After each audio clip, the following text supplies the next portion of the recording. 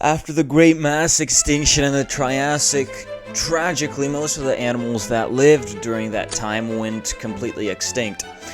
However, a few of them survived. Little reptiles and mammals, and of course, the dinosaurs, which would see their rise into the golden age of their existence.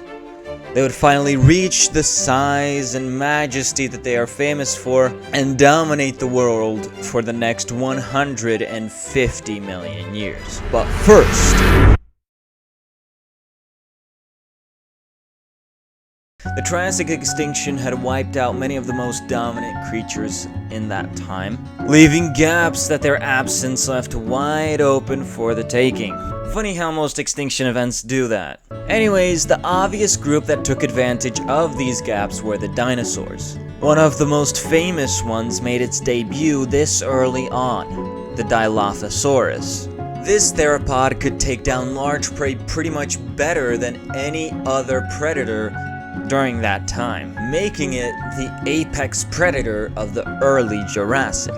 However, its two most famous attributes didn't even exist.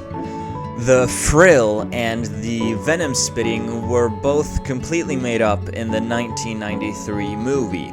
In fact, that movie made it look like a small predator being even smaller than the velociraptors, even though in behavior it was much closer to larger theropods like the T-Rex, although it wasn't nearly as big. Like I said, it hunted large prey.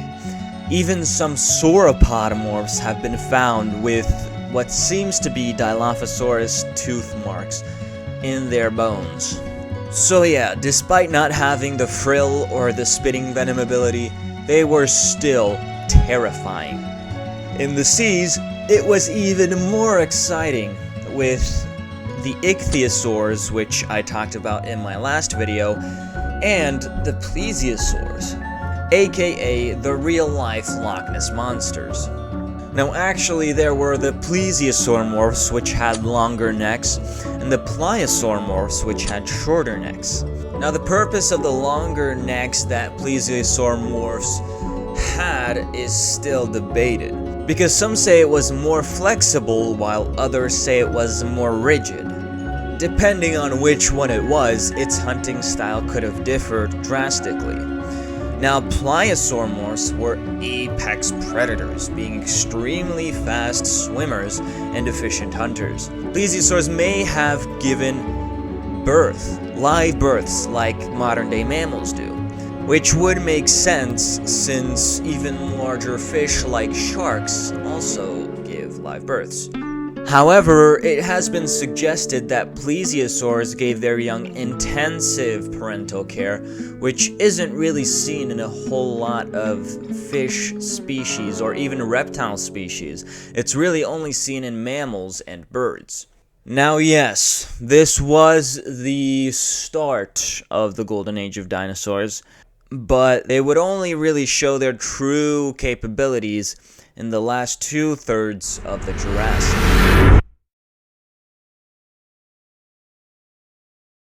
Warmer climates, rising sea levels, and lush forests are just some of the reasons why dinosaurs could expand rapidly. First off, sauropods became much larger. Some new, more advanced models of the theropods were roaming around, like the Megalosaurus, which was a 6-meter long beast, same as Shaq's dick. Ladies and gentlemen, the moment you've all been waiting for, the arrival of the astounding, the legendary, the feared Stegosaurus, with the largest ones reaching lengths of 7 meters and almost 4 tons, boasting impressive plates on their backs and an IQ equal to that of an unripe coconut. Yeah, they were pretty dumb. Now, the plate's function has been debated, but the most likely reason for these existing is intimidation and or thermal regulation. Being able to flush this thing with blood.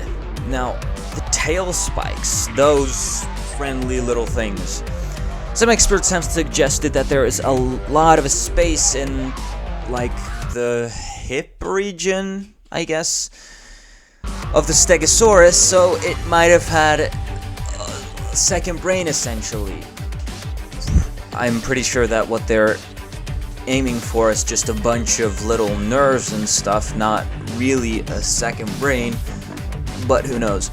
This might have controlled the function of the hind legs and the tail, making it probably extremely dangerous, obviously. But, I mean, imagine your hip being smarter than your brain. That might be what corn stars are like, too.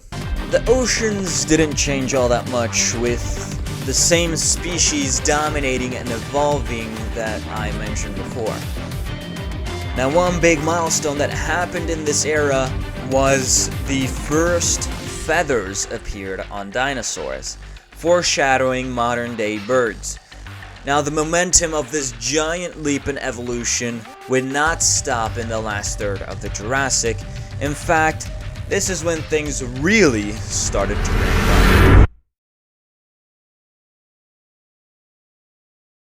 The age of dinosaurs saw its heights begin here.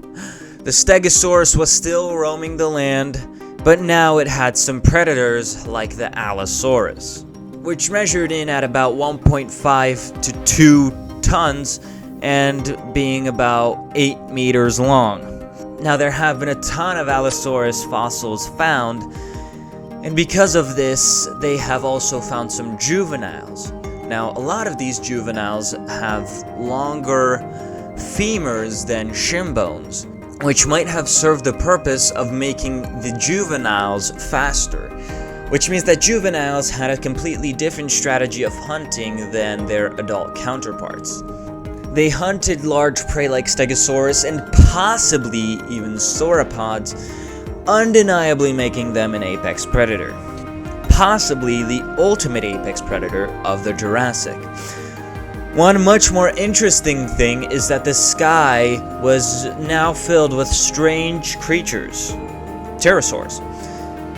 Another much smaller type of dinosaur, if you could even call it that, boasted a brand new feature, feathers, the Archaeopteryx. It was covered with feathers head to toe, and it would later evolve into the birds.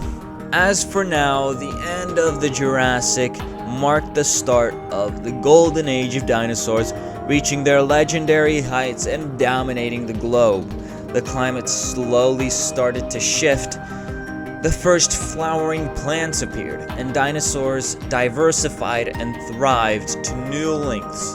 If the Jurassic was building the empire of Alexander the Great, then the Cretaceous would be building the great Roman Empire, where everything was even better, even bigger, and even smarter. But we'll talk about that in the next video. For now, enjoy your day. Tell me something interesting about yourself, or something interesting that you learned, or you know, or something that I got wrong. If you want, of course. But if you don't, then no. And I'll see you in the next video. Goodbye.